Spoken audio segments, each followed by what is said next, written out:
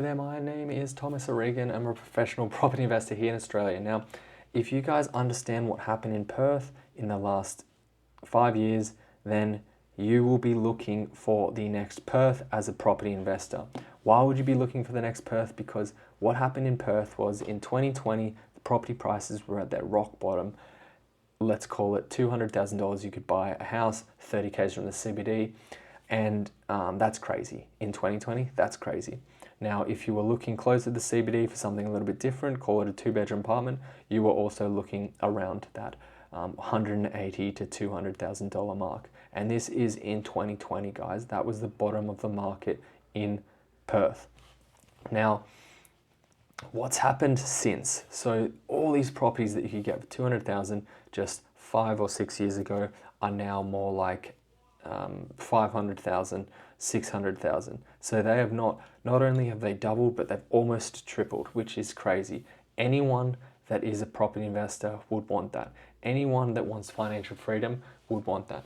Now, in my opinion, or just reflecting back to that market that me and my wife bought properties in, we bought 6 properties in the Perth market, and reflecting back, I would have definitely, if I understood how good the opportunity was when I was in it, I would have gone so much harder. I would have gone twice as hard, 3 times as hard, 4 times as hard. I just would have pushed as hard as I possibly could and bought as many properties as I possibly could, but I didn't, because I didn't know at the time, and I didn't understand how good the opportunity was. Now, if you know, I can't go back in time, but what can I do about it? I can learn from my mistakes, and right now I'm seeing the same fundamental principles in the Victorian property market. The houses are undervalued. You can buy them below replacement cost. The market is on its knees. It's weak. The rental yields are very good, which rental yields have no relation to capital growth, but just wanted to throw that out there as well. The immigration is exploding in Victoria. There is more people than there are houses, and it's just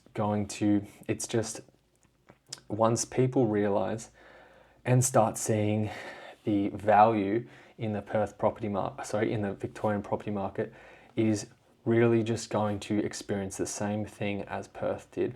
Property prices is going to double, if not triple, and it's really where you need to be buying at the moment. So currently, in the last year, me and my wife have bought about, how much properties? 9. We've bought 9 properties, and 1 in our self-managed super fund in Victoria, and I am looking to buy another 10.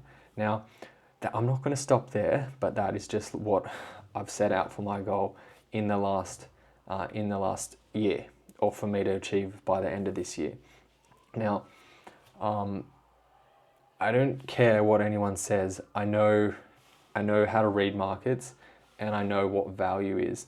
So if you look at any property in any other state in Australia, you'll see that apples to apples, same type of property, it costs the same amount of money to build a property in Perth as it does in Sydney, relatively, right? So it costs the same money to build a property in Victoria as it does in Sydney, relatively, but it doesn't make any sense for the properties in Perth to be double or close, or maybe even triple the price as a property in Melbourne. Okay, makes no sense. All right, especially because the economy is far stronger in Melbourne, and so on and so forth.